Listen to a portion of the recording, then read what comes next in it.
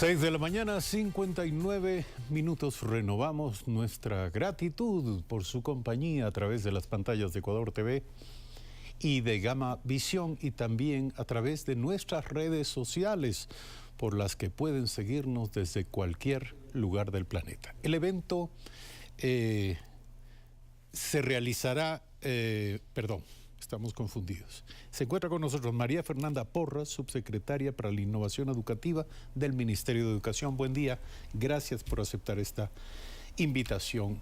El decreto del presidente de la República replantea el tema de los contenidos, de los términos, de los conceptos que socialmente compartimos respecto de temas clave, como la violencia de género y la discriminación a las mujeres, pero también a minorías sexuales, la discriminación en general y la violencia que ello genera. ¿Qué plantea esto desde el punto de vista del pensamiento de innovación en los programas educativos? Buenos días. Buenos días, Eduardo. Muchísimas gracias por la invitación. Bueno, como usted lo ha mencionado, este reglamento lo que recoge es el objetivo que tiene el espíritu de la ley para prevenir y erradicar la violencia contra las mujeres, y lo que intenta es generar mecanismos para que en todas las carteras de Estado involucradas en atender y en prevenir este tipo de violencia se puedan tomar acciones necesarias. Creo que es importante mencionar que este decreto, su actualización, lo que ha permitido es aclarar algunos términos que se prestaban para algunas malinterpretaciones. ¿Qué es lo que se aclara? Yo lo que creo es que el decreto ha puesto de manera mucho más eficiente los términos relacionados con cómo abordar la igualdad de oportunidades y de derechos entre hombres y mujeres. Y específicamente para nosotros, para educación, lo que nos plantea es una revisión o una actualización de las mallas curriculares, de los textos escolares, para que reforcemos contenidos o imágenes que no permitan que se evidencie ningún tipo de discriminación, ni que se presente imágenes en las que sea evidente situaciones de violencia, que se naturalice la violencia en contra de las mujeres o en contra de cualquier persona. Creo que para nosotros es importantísimo este trabajo que estamos realizando. El Ministerio no ha emitido hasta la actualidad ningunos textos, el Ministerio no tiene textos alternativos ni complementarios, no ha hecho ninguna actualización de la malla curricular aún. Lo que hemos hecho es acercarnos a varios sectores relacionados con la educación y con el currículo, porque cambiar o actualizar un currículo es un proceso bastante amplio, bastante complejo y bastante expedito.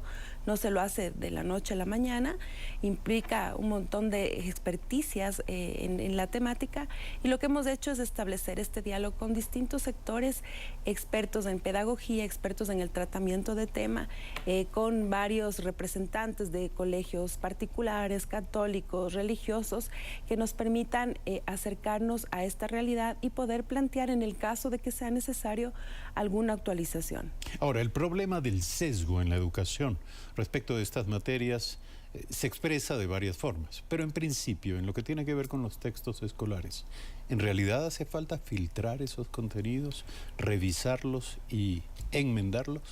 Yo creo que una actualización siempre es pertinente, porque también la sociedad y el mundo va cambiando, y va cambiando vertiginosamente. El currículo lo que engloba son una serie de contenidos macro que lo que permiten es desarrollar destrezas en estudiantes para que estos puedan aprender. Este es un proceso, como le menciono, en el que se involucra gente de la academia, expertos, pedagogos, las personas de las editoriales con quienes también trabajamos en el tema de los textos escolares, y siempre están revisándose, siempre estamos cambiando, siempre estamos innovando. Entonces, en ese sentido, es importante revisar y hacer una actualización. Ahora, mientras hablamos de esto aquí en estos términos, están circulando en redes sociales una serie de mensajes que tienen alarmada a la comunidad, a muchas familias, a la comunidad educativa en general. Se trata de mensajes, evidentemente, hay que decirlo, malintencionados, que pretenden confundir respecto del contenido real y la intención real de abordar estos temas desde el punto de vista de los textos educativos. por ejemplo, circulan supuestas páginas con banderas arcoíris, con el símbolo de las luchas de los gays, lesbianas, transexuales, bisexuales, y incluso con textos que dicen infancias felices libres de discriminación, y se ve a dos niños pretendiendo simular que ese es el origen de una relación homosexual, una serie de mensajes que están circulando. Y yo quiero preguntarle, ¿ustedes han trabajado para conocer cuál es el origen de estos mensajes y qué responden o qué aclaran de cara a la comunidad educativa? Bueno, es importante que se generen justo estos espacios para que voces oficiales puedan informar a la sociedad, a la comunidad, a la población, a los padres y madres de familia, cuál es el rol y cuál es la responsabilidad del Ministerio de Educación. Como usted bien lo ha mencionado, todos estos mensajes han sido malintencionados porque lo que han generado es una desinformación, una alarma innecesaria, en la que se publicaron supuestamente imágenes de textos, de panfletos que el Ministerio de Educación utiliza, los cuales son falsos. El Ministerio de Educación ha desmentido oficialmente la utilización de todo este tipo de material y consideramos que la mejor forma de saber por dónde está yendo el Ministerio de Educación es revisar sus cuentas oficiales, es meterse a la página web del Ministerio, en donde todo lo que generamos por la ley de transparencia es público y se puede revisar y se puede conocer. Estos mensajes vienen de algunos grupos conservadores que tienen como estrategia justamente desinformar y plantear escenarios que no son posibles. El Ministerio de Educación tiene la normativa, se basa todas sus políticas en la normativa vigente, la Constitución de la República es quien manda nuestras acciones, la Ley Orgánica de Educación Intercultural, y tiene dentro de sus principios la no discriminación. Nosotros no podemos discriminar absolutamente a ninguna persona. Pero permítame, quienes tienen estas aprehensiones y están llevando a cabo una campaña, hay que decirlo, de terrorismo informativo, ¿han tenido apertura para expresar abierta y francamente sus opiniones al Ministerio de Educación? Nosotros hemos tenido varias reuniones con varios colectivos, no específicamente con algunas de las personas que están identificadas dentro de estos colectivos o quienes promueven estas imágenes. Las puertas del Ministerio están abiertas para cualquier persona que desee tener un diálogo respetuoso con nosotros, pero lo que nosotros hemos hecho es abrirnos al diálogo, a conversar, a explicar, a dar esta misma información que estoy dando en este momento. Nosotros cumplimos la obligación de garantizar el derecho a la educación sin ningún tipo de discriminación y una educación que sea de calidad y que sea inclusiva. Y en este sentido, si es que hay que generar algunas acciones al interno, como es la revisión de los textos escolares o del currículo, se lo harán, pero manteniendo obviamente los principios constitucionales. Yo que también es importante mencionar que la escuela de ninguna manera quiere suplir el rol educador que tiene la familia. Nosotros complementamos ese rol y por lo tanto muchos de estos valores y principios en donde se gestan es en la familia principalmente. Lo que hace la escuela es reforzarlos e ir además en la línea constitucional de que somos un Estado laico, un Estado que garantiza el respeto de la diversidad de cultura, de etnias, de religiones y que establece el derecho a la educación sin ningún tipo de discriminación. Son las 7 de la mañana con 8 minutos. Estamos dialogando con María Fernanda Porras, subsecretaria para la Innovación Educativa del Ministerio de Educación. Yo quiero preguntarle, y más allá, haciendo punto y aparte respecto del tema previo, ¿cómo entiende el Ministerio de Educación la innovación? Bueno, son todos estos procesos que van marcando nuevas formas de aprendizaje, de enseñanza, de la utilización de nuevos recursos como la tecnología y que a lo que apuntan es a mejorar las capacidades de aprendizaje y enseñanza que tienen nuestros docentes y nuestros estudiantes. Pero no se lo pregunto en términos conceptuales, generales, sino en lo concreto, en lo puntual. ¿Cuáles son las rutas de innovación que en este momento están emprendiendo? A ver, el Ministerio de Educación tiene ahora un proyecto bastante innovador que es la Agenda Educativa Digital. Esta es la posibilidad de que absolutamente todos los recursos y todas las herramientas pedagógicas que se desarrollan puedan estar de manera virtual disponibles para absolutamente toda la comunidad educativa. Se ha planteado también en esta Agenda Educativa Digital varios elementos que permitan que docentes, que estudiantes, que padres y madres de familia estén de manera permanente interactuando con el Ministerio de Educación, en que las aulas se conviertan en unos espacios de aprendizaje muy interactivo y muy directo. Innovación también puede ser todo lo que estamos relacionando con el abordaje de los derechos en el sistema educativo, en el que el Ministerio ha emprendido una campaña bastante sostenida y fuerte y clara de cero tolerancia frente a todos los tipos de violencia, y creo que ese es el objetivo principal que nos pone sobre la mesa esta ley, este decreto, que es a la final trabajar por una sociedad más incluyente y que no promueva la violencia. Es decir, es innovación en procedimientos, en recursos, pero también en contenidos. Por supuesto, innovación en contenidos, en metodologías, en abordajes y también en el planteamiento de la agenda educativa. Como yo le decía, para nuestro ministro Fander Falconi ha sido una prioridad el decretar al sistema educativo cero tolerancia frente a todo tipo de violencia, y eso nos ha demandado muchísimo trabajo con toda la comunidad educativa. El trabajo es con docentes, con padres y madres de familia, con estudiantes, con autoridades educativas en distintas áreas, de distintas maneras, y eso también nos ha permitido ir innovando otras formas de relacionamiento, de resolución alternativa de conflictos.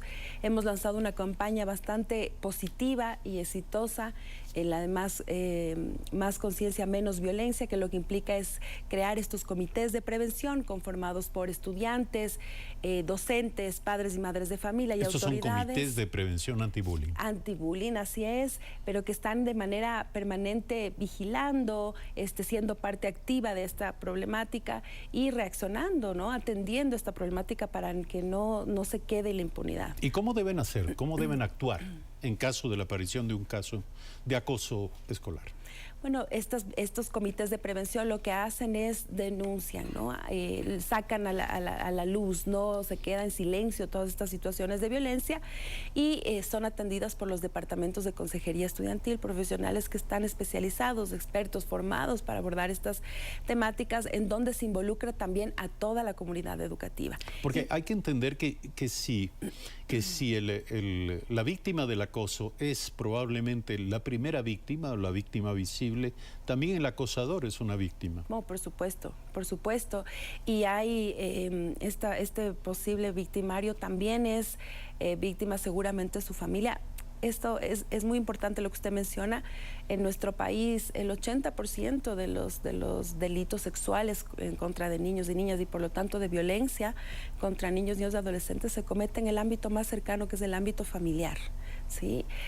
No es tanto en la escuela. Nosotros hemos destapado varios casos de violencia sexual y de acoso escolar en las escuelas, pero esta no es la principal institución en donde esta se reproduce. Por eso es importante actuar, por eso la comunidad, la familia, la escuela tienen que estar alineadas en este proceso para promover otras formas de relacionarse, ¿no? Promover formas no machistas, no sexistas, no violentas de relacionarse, para enfrentar debidamente esta situación, para romper la cultura del silencio y poder evidenciar que estas situaciones no son normales, no son naturales. En el acoso escolar específicamente, como usted lo mencionaba, además, hay unos actores importantísimos que son los espectadores. Son todos estos estudiantes, todas estas personas que están mirando lo que está pasando y que no lo dicen. Son partícipes, ¿sí? De alguna manera. Así es, no hablan. Entonces lo que intentamos es justamente denunciar, ¿no? Dar las garantías para que estos estudiantes, estos docentes, estas autoridades educativas puedan hablar, puedan ponerlo sobre la mesa y se puede enfrentar estos temas y no se naturalice, no se crea que es normal, que es natural tener estas formas de relacionamiento. Bueno, lo que ha ocurrido en algunas escuelas nos revela que el ambiente escolar puede ser un ámbito en el que se expresen y se manifiesten algunos problemas muy serios, como el del acoso sexual, el del abuso sexual. Ya hemos visto estos desbordes, estos comportamientos altamente cuestionables de parte de algunos miembros de los cuerpos docentes en algunos colegios de nuestro país. Le pregunto en qué medida este concepto de innovación educativa también ofrece alternativas para ir en la dirección de prevenir y de evitar, por supuesto, el abuso sexual. Una forma evidente e innovadora de enfrentar esta problemática es justamente hablarla, ¿sí? No silenciarla, y crear todos los mecanismos para que esto pueda suceder. Tenemos ahora el Ministerio de Educación un sistema de registro centralizado, veraz, que nos permite evidenciar cuál es la problemática y cuál es la dinámica de casos. Un registro de casos que se están denunciando en las instituciones educativas sobre violencia sexual, sobre violencia entre pares.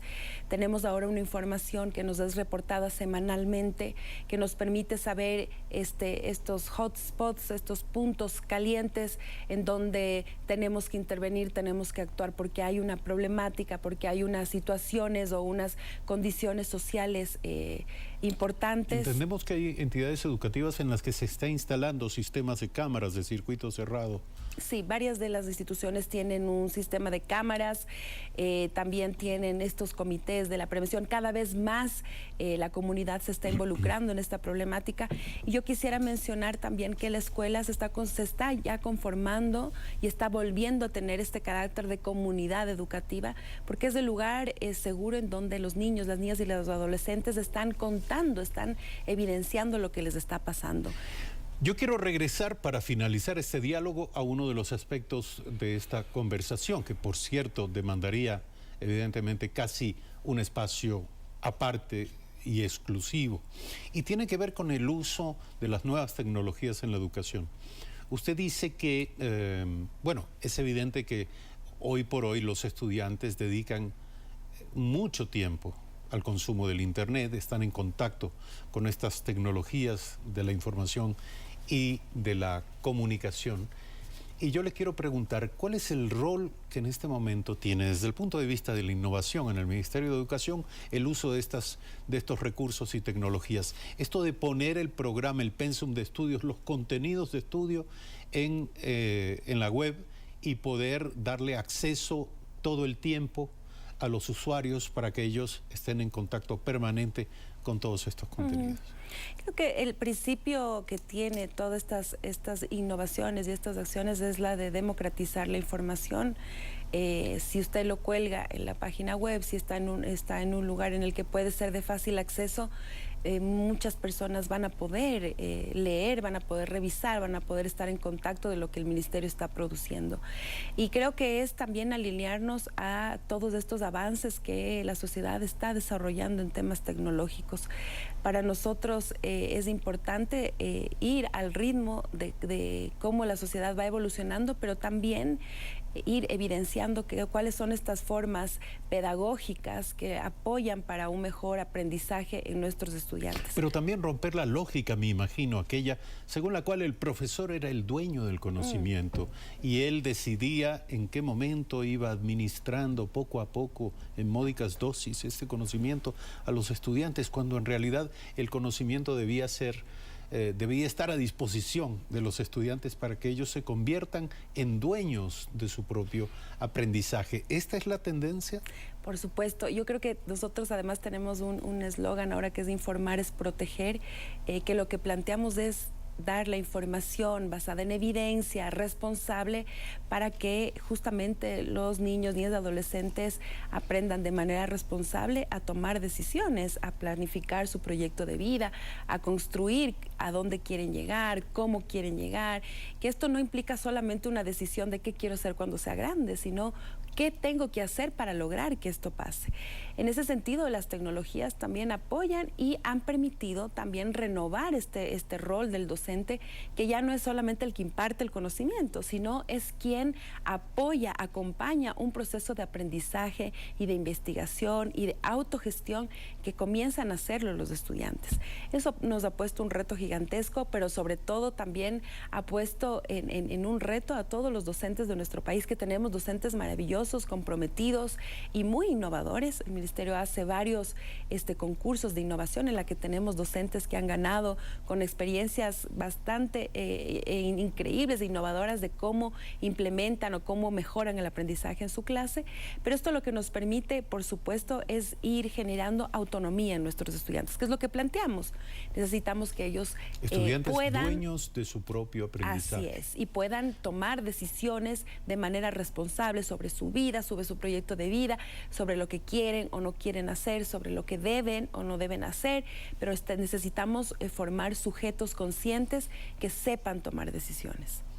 Y además, se me ocurre, y para finalizar simplemente un brevísimo comentario, hoy por hoy las redes sociales, el uso de estas tecnologías son enemigas del proceso educativo. ¿Cómo hacer para que esto se conviertan en grandes aliados, en recursos a favor del éxito educativo y no en contra de este éxito? Gracias por estar aquí.